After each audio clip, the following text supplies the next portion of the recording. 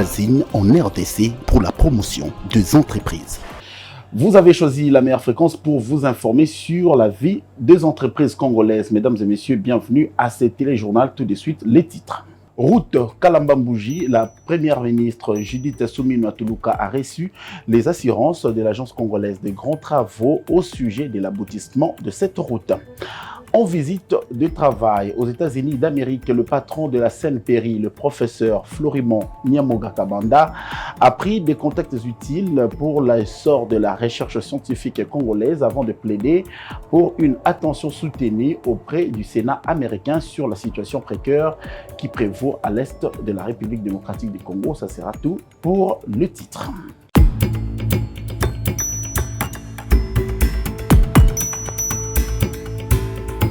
Très heureux de vous retrouver, mesdames et messieurs, de partout où vous nous captez à travers le monde dans le cadre de notre journal télévisé des entreprises magazines.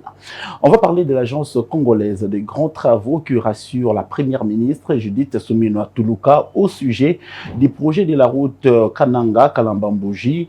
Le dimanche 25 mai dernier, Judith Suminwa Tuluka, aux côtés du gouverneur Joseph Kamboulou, est allé inspecter les travaux de construction de cette route au Kassai central afin de s'assurer de l'avancement de ces projets. Sur place, elle a été reçue par le directeur général de l'agence congolaise de grands travaux, Nico Nzaounzao. Suivez.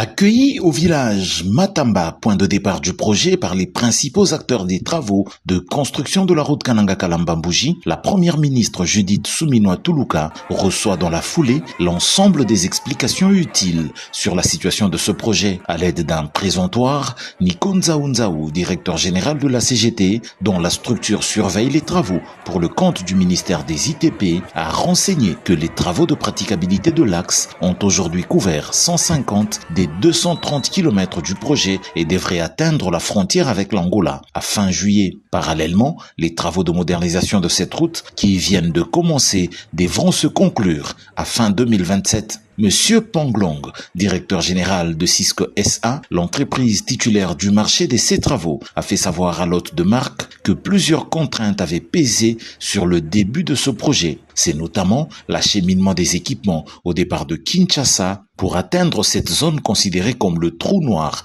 en termes d'infrastructures routières en RDC. La chef du gouvernement a par la suite été amenée au village Chamatengu, au point kilométrique 8, où se trouvent installées les 3 unités qui marquent un tournant décisif dans la vie de ce projet. Il s'agit de la centrale de concassage qui est déjà opérationnelle et qui alimente celle de production de béton qui a permis la mise en œuvre des caniveaux préfabriqués et secoulés sur place. Il y a ici également la centrale de production des enrobés qui est en cours de montage. Poursuivant l'inspection sur la route, Judith Suminwa a assisté à la mise en œuvre des caniveaux qui couvrent déjà un linéaire d'un peu plus de 1000 mètres et qui se poursuivent dans les deux sens. Ces contraintes qui se lèvent peu à peu augurent un avenir radieux au projet, a-t-elle dit à la presse après sa visite des bases vie des entreprises qui exécutent les travaux. Le président de la République a pris des engagements, le gouvernement et tous les services étatiques font de leur mieux pour le faire. C'est vrai qu'on a des contraintes.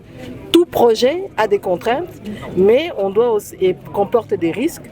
On doit regarder les mitigations des risques, etc. pour essayer d'aller de l'avant. N'oubliez pas qu'on est dans une zone où on a la saison de pluie, on a la saison sèche. La saison de pluie vient avec ses contraintes. Et donc maintenant, pendant la saison sèche, justement, ils vont essayer d'aller plus vite pour rattraper les retards. 25 décembre 2024, 25 mai 2025, c'est exactement 5 mois, jour pour jour, depuis la visite du président de la République sur ce projet. Recevoir dans ces conditions la première ministre, c'est un honneur pour le directeur général de la CGT, l'ingénieur Nico Nzaounzao, qui assure que tout sera fait pour que les délais soient tenus. La première ministre a visité, n'est-ce pas, la route.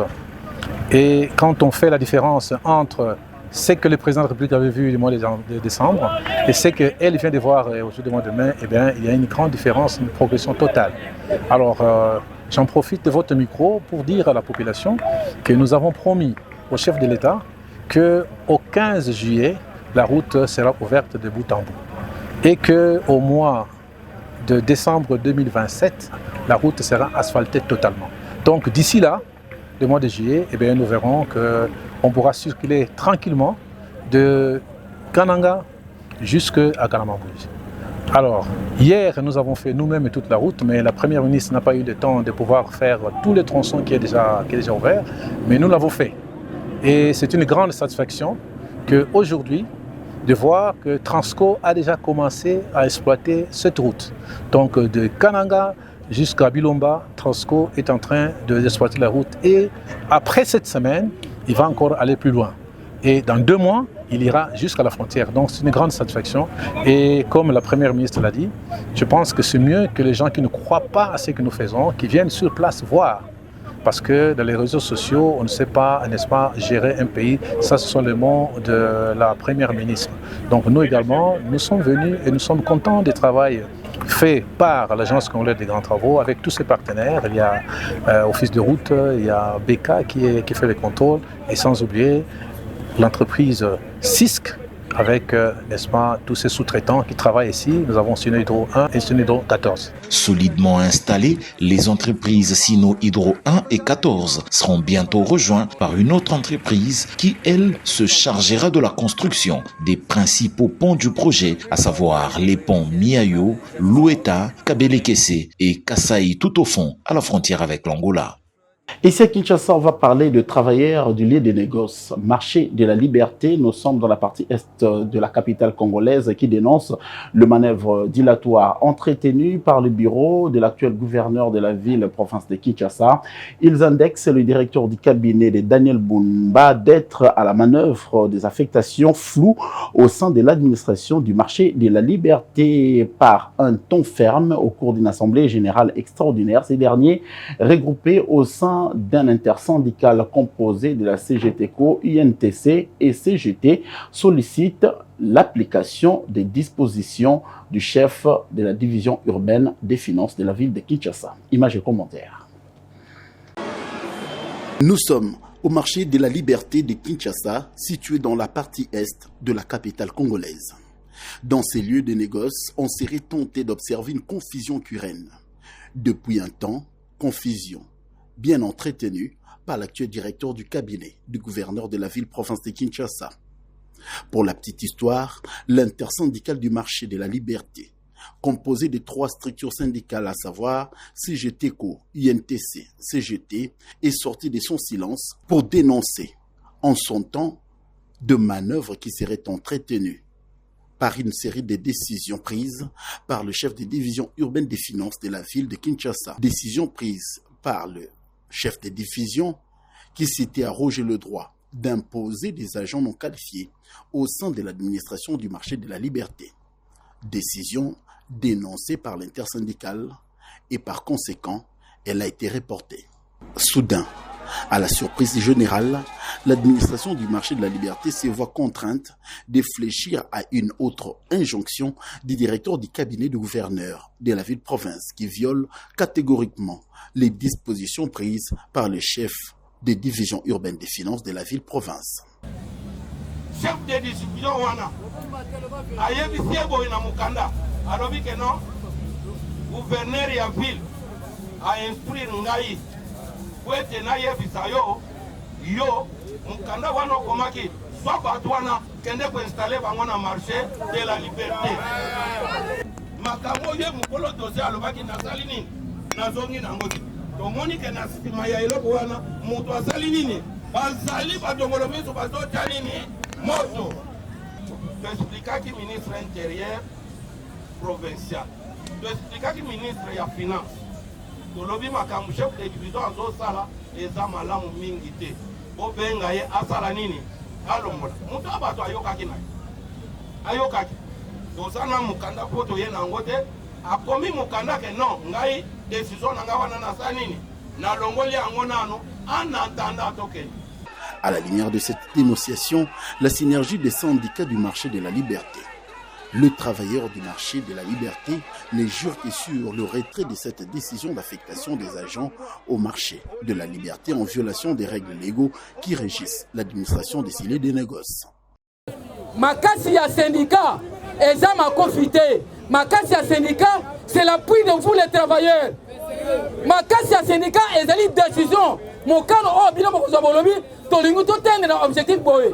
soko botelemi bongo Sénégal atelemi liboso bino bozali nsima Sénégal mpona kotilika Sénégal l'objectif sera atteint. L'objectif sera atteint. Ça il faut boyeba yango. Donc oh biso tozali kozela tokozwilaka yango na bongo ebongi malamu tosimba bakonzi batomoni ke bazana effort bazana bolingo. Outre ces faits, l'intersyndicale du marché de la liberté dénonce avec la dernière énergie l'approche de personnes qui veulent saper l'image de l'administrateur de ce marché d'être de mèche avec les terroristes du M23. Une allégation qui est fausse et non fondée. L'administration de ce marché de liberté de Kinshasa et son intersyndicale restent focus sur le projet qui vise à la valorisation des scellés des négoces historiques de la partie est de la capitale congolaise, Kinshasa. Et on va poursuivre cette édition du journal en se rendant dans la commune d'Engalema où les habitants de l'avenue Lalou, plus précisément dans la même commune au quartier d'Elvo, sont plus qu'enthousiasmés par le début des travaux de la tête d'érosion des Bolikango. Une érosion qui a emporté et causé beaucoup de dégâts tant humains que matériels. Cette érosion sera travaillée dans le cadre de la lutte anti-érosif par l'entreprise Aron Sefou, dont l'Office de voirie et drainage assure la surveillance et le bureau technique de contrôle est là pour contrôler l'effectivité de ces travaux. Il fallait attendre la fin de la saison des pluies pour que les travaux de grande envergure soient lancés sur ces sites de l'érosion Bolikango qui se situent à la limite de l'avenue Lalou dans la commune d'Engalema. Travaux anti-érosifs qui seront exécutés dans un planning bien ficelé par le bureau technique de contrôle BTC et l'office de voirie et drainage OVD, qui assure la mission de surveillance des travaux dans ces sites de l'érosion de l'avenue Lalou. L'entreprise exécutante, Aron Sefou, s'est donné promptement la mission, après indemnisation des occupants, de procéder à la démolition des habitations de débord afin de faciliter la mobilité des engins. Il faut, comme on est à la saison de pluie, elle est finissante, faire d'abord ce que nous appelons les travaux de sauvegarde. Les travaux de sauvegarde, c'est arrêter la progression de l'érosion et procéder à ces expropriations. Parce que sans expropriation, l'entreprise ne peut pas faire entrer les engins facilement. Et je crois, vous voyez qu'on est en train de démolir de deux côtés. C'est que les indemnisations ont été faites et ça va permettre de pouvoir dégager les emprises ou les engins, notamment les billes qui doivent venir pour faire la rampe afin de pouvoir descendre dans les sillons de l'érosion. Et vous voyez là où nous sommes, c'est un enrochement, c'est ce que nous avions dit ces jours-là. Donc c'était d'abord de pouvoir positionner ces drains filtrants qui est l'enrochement pour éviter que l'érosion puisse progresser. Certes, il est vrai que la dernière pluie, de ce côté ici, il y a à peu près 26 mètres qui ont bougé. Mais je pense déjà l'entreprise a pris ça en charge. Je crois d'un moment à l'autre, la route ici sera praticable. Donc les gens peuvent pouvoir commencer à emprunter cette route. Devant la population de Lalou, qui contemple l'activité des engins de l'entreprise Aron Sefou, s'est dit apprécier le long de ces travaux qui viendront, sans nul doute, soulager leur calvaire de plusieurs décennies. Sur place, le directeur général de l'Office des voiries et drainage, Victor Toumba de l'OVD, qui s'est fait accompagner du directeur général de l'entreprise Aron Sefou, ont eu des assurances auprès du directeur technique de l'entreprise exécutante Aron Sefou sur les contours de ces travaux, partant de la démolition jusqu'au remblayage, aux fins d'offrir une voie pour les habitations non démolies. Qu'on prépare le planning des travaux pour qu'on sache combien de temps les travaux prendront. Évidemment, on ne sait pas le faire pour le moment parce que nous attendons l'actualisation des études. C'est les études sur lesquelles on voulait se baser, datent de 2 ans. Alors qu'il y a eu une grande évolution de la situation sur le site. Nous attendons ces études. Je pense que d'ici 5 jours, on les aura. Mais en attendant, nous allons commencer par préparer les voies d'accès. Ce sont les rampes. Le DG l'a dit ici. On ne sait pas travailler, puisque le travail se fera dans le sillon. On ne sait pas travailler dans le sillon sans accès. Ce sont, disons, les premières activités que nous allons faire en attendant que les études, que nous ayons les études, pour commencer les travaux proprement dit. Tout ce qu'on a fait jusqu'à maintenant, oui, actualiser. Tout ce qu'on a fait pour le moment, c'était arrêter la projection de l'érosion. Et on a réussi à le faire. Maintenant, nous allons passer à autre chose. Outre ce fait, la population a également évoqué la problématique liée à la desserte de l'eau ainsi que de l'électricité. Séance tenante, la direction de la Régie des eaux a réagi en envoyant une équipe pour résoudre le problème. Retenez par ailleurs que la durée de travaux de la lutte anti-érosif entamée sur l'érosion Bolikango à Lalou dans la commune d'Engalema par l'entreprise Aron Sefou va être déterminée sur base du planning qui est en élaboration par l'OVD et le BTC. Comme on aussi au début de cette édition du journal télévisé des entreprises, que c'est dans le cadre d'une visite de travail effectuée dans le pays de Donald Trump aux États-Unis d'Amérique au courant du mois de mars et avril dernier, que le professeur Florimond Nyamoga Kabanda, patron de Saint-Péry, est allé échanger avec les entrepreneurs américains sur le sujet qui intéresse au plus haut point le monde des inventeurs congolais. Profitant de cette mission, le professeur Florimond Nyamoga Kabanda a également soumis un plaidoyer au Sénat américain concernant la situation sécuritaire qui prévaut à l'est de la République démocratique du Congo. Suivez. Rechercher le voies et moyens en vue de booster le secteur de l'entrepreneuriat, de jeunes et du génie congolais auprès du pays de l'oncle Sam a toujours été la vision poursuivie par le professeur Florimond Kabanda Nyamoga. Fort de cette option, le patron de la Commission nationale de prévention contre le rayonnement ionisant Saint-Péry a trouvé nécessaire d'effectuer les déplacements de Kinshasa en début du mois de février 2025. Pour les États-Unis d'Amérique afin de prendre des contacts utiles susceptibles d'offrir les opportunités aux jeunes qui évoluent dans les secteurs de l'entrepreneuriat ainsi que du génie inventaire congolais qui, au regard des efforts fournis par le ministère de la Recherche scientifique et Innovation technologique, fait déjà ses preuves. Pour le professeur Florimond Nyamoga Kabanda, il est venu le moment sous l'ère du président Félix Tshisekedi Tshilombo qui, par sa diplomatie agissante, démontre sa ferme volonté de renforcer les liens historiques et des coopérations bilatérales avec les États-Unis d'Amérique.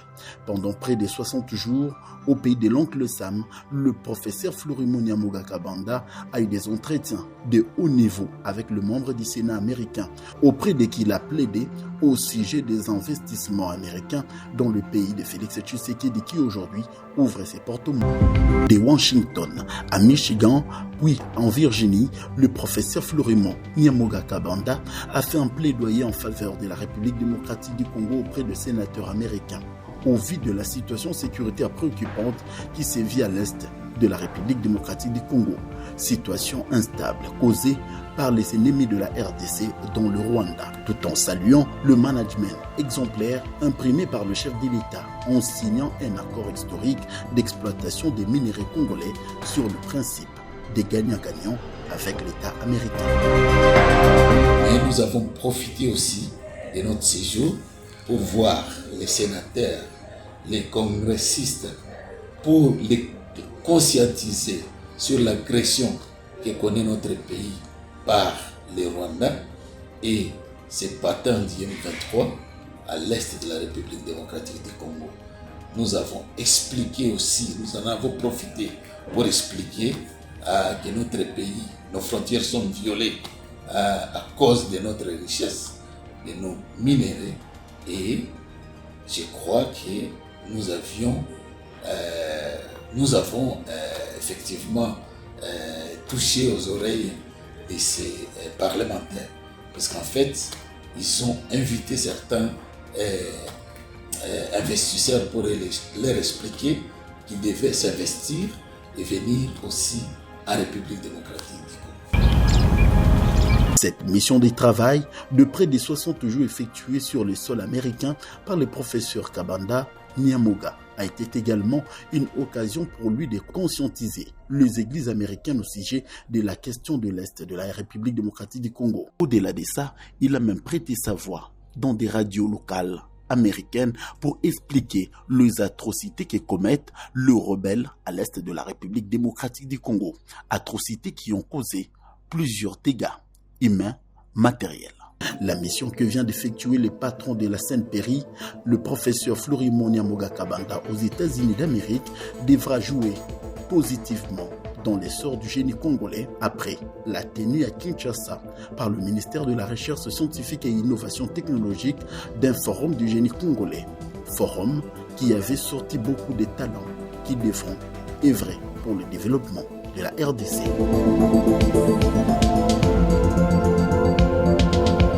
On va également prendre cette nouvelle. Pour les bons et loyaux services rendus à la nation congolaise, le bâtonnier national honoraire, Maître Tarsis Matadiwamba Kambamoto, vient d'être honoré par le président de la République démocratique du Congo, Félix-Antoine Tshisekedi Tshilombo, conformément à l'article 84 de la Constitution de la République.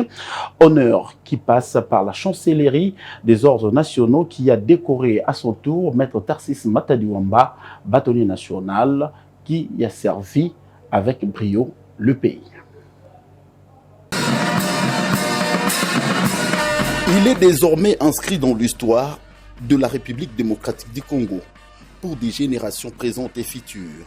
C'est le bâtonnier national honoraire, Maître Tarsis Matadiwamba Kambamoto. Il rentre dans l'histoire par la décoration d'une médaille de mérite civique auprès des chancelleries des ordres nationaux.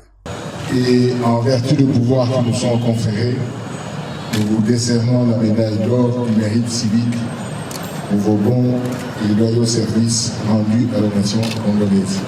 Sincères félicitations. Après l'énoncé de la décision portant sa décoration, la République lui décerne cette médaille de mérite civique pour les bons et loyaux services rendus à la nation. Des bons et loyaux services rendus au pays, comme le dit la décision de la chancellerie. Reconnaissance du bon travail fait pour le pays. Et en ce qui me concerne, c'est du travail fait comme avocat. Je crois que ça ne concerne pas tant le travail fait à l'Assemblée nationale, tout comme au gouvernement, puisque j'ai été par le passé membre du gouvernement et membre de l'Assemblée nationale. Donc, du travail rendu à son pays.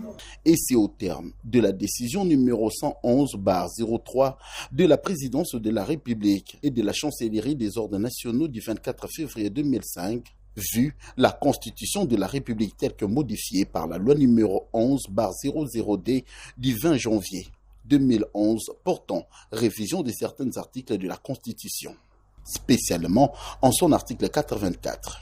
Après cet exposé, le protocole de la chancellerie des ordres nationaux a donné voix au chancelier national et décoré le bâtonnier national honoraire Tarsis Matadiwamba au rang des héros nationaux Kabila Lumumba, sur ordre spécial du chef de l'État. Sur autorisation expresse du président de la République, grand chancelier des ordres nationaux, vit la nécessité, décide. Article 1er. La médaille d'or du mérite civique est décernée aux personnalités dont les noms, post-noms et prénoms sont repris ci-après. 1. Maître Matadiwamba Kambamoto Tarsis.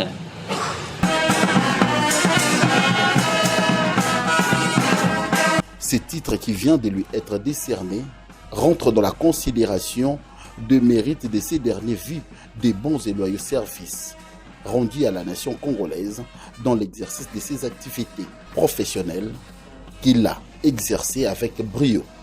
Cette décoration est faite sur autorisation expresse du chef de l'État, Félix-Antoine Tshisekedi Tshilombo, qui lui-même est le grand chancelier des ordres nationaux. Au même rang que Matadiwamba, le docteur Diabé Nontombe, M. Dominique Sam et Madame Maria Gover, grand opérateur économique, a été aussi décoré par la chancellerie des ordres nationaux. Tous ces lauréats ont été proposés par le Conseil économique et social.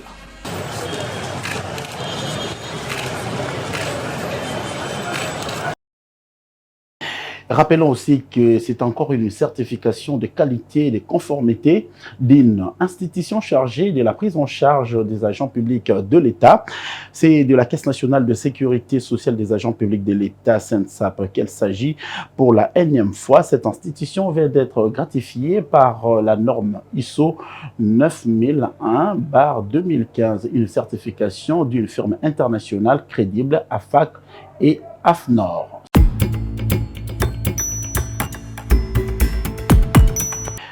On va carrément changer de registre pour entrer dans notre rubrique mode d'emploi. Comme vous l'avez constaté, nous allons ensemble avec vous découvrir le mot entrepreneuriat dans cette rubrique mode d'emploi, ce qui n'est pas à confondre avec entrepreneuriat.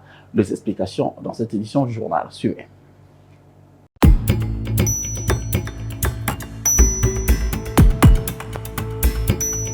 Dans ce nouveau numéro de votre journal télévisé des entreprises, on se retourne pour parler de l'entrepreneuriat. Comment ce terme est défini? L'entrepreneuriat désigne le fait de mener une activité dont on est soi-même initiateur, comme le montre son sens étymologique.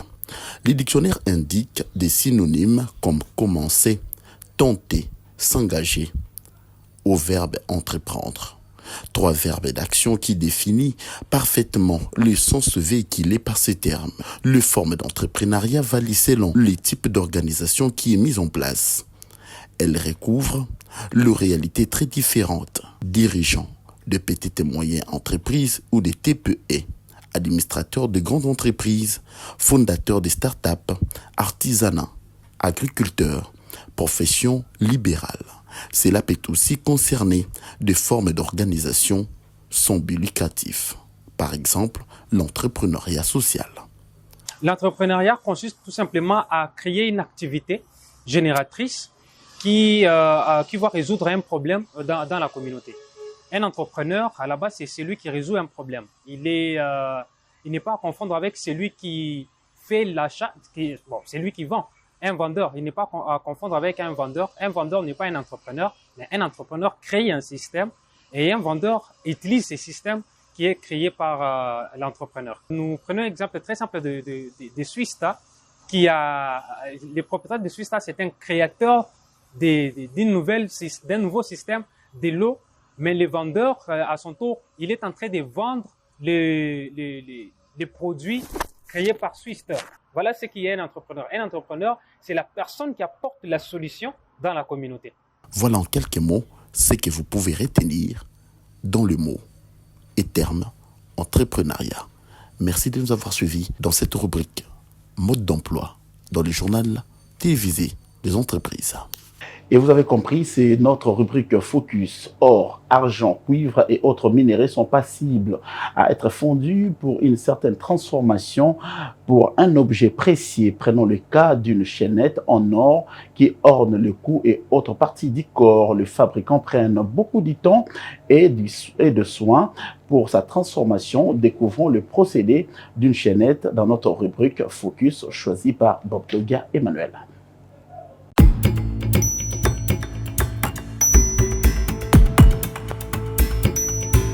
Venons-en à la fabrication d'une chaînette qui indique plusieurs étapes, depuis la fonte du métal jusqu'à l'assemblage des maillons.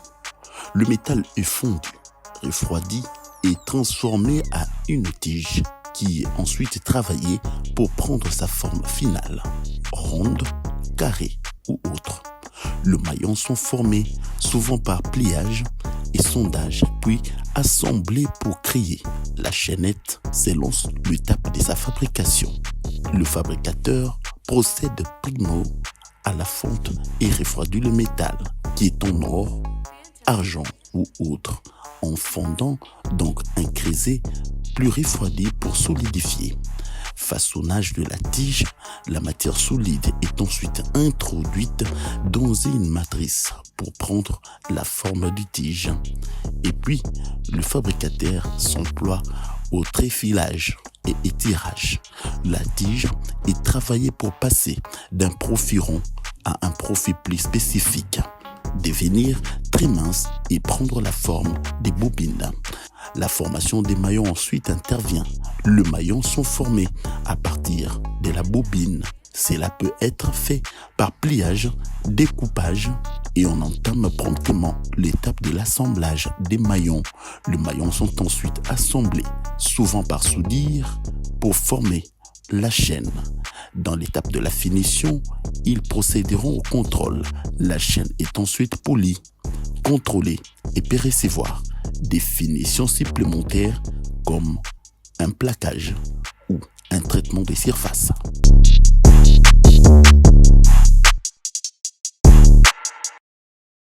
Pour ceux qui mettent de l'or, c'est un travail très acharné.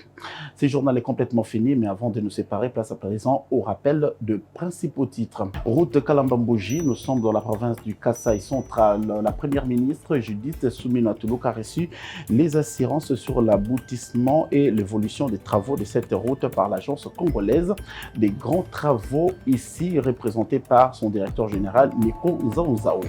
Et vous avez également suivi qu'il a effectué une visite aux États-Unis d'Amérique. Lui, c'est le patron de la Sainte-Péry, le professeur Florimond Nyamoga Kabanda, qui est allé plaider pour le sort de la recherche scientifique congolaise étant que patron de la Sainte-Péry. Ce journal est complètement fini. Merci de nous avoir suivis partout à travers le monde. C'était avec un grand plaisir que je vous ai présenté cette édition d'information. On se retrouve pour un prochain numéro. Merci également aux superviseurs de JT Mag, Bob Doga, Emmanuel, mais également Félix Awasi. On se retrouve dans un prochain numéro. Au revoir.